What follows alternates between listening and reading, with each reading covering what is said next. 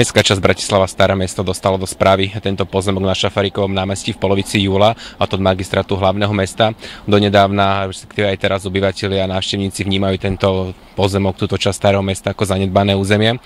Staré mesto tým, že získalo tento pozemok do svojej správy, je rozhodnuté revitalizovať a pripraviť tu nové projekty. Jednou z nich by malo byť vybudovanie podzemných garáží práve na tomto mieste s tým, že na povrchu by vznikol nový mestský park, nová oddychová zóna pre obyvateľov, detské ihrisko, lavičky, že toto územie by mohlo získať atraktívnejší vzhľad pre obyvateľov ako aj pre návštevníkov. Staré mesto chce byť partnerom pri budovaní garáží, a to z dvoch dôvodov. Jednak aby malo vplyv na cenotvorbu, to znamená, aby ceny boli atraktívne pre návštevníkov, aby radšej zaparkovali v podzemí a na auta nenechávali stať na priľahlých uliciach. No a jednak aj z toho dôvodu, aby výnos bol potom príjmom mestskej časti, ktoré môže používať na ďalšie projekty.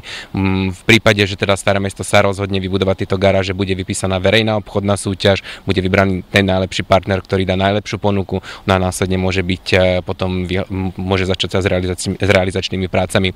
Staré mesto chce využiť aj európske fondy, momentálne hľadáme možnosti a granty, do ktorých sa je možné zapojiť práve na revitalizáciu tohto námestia.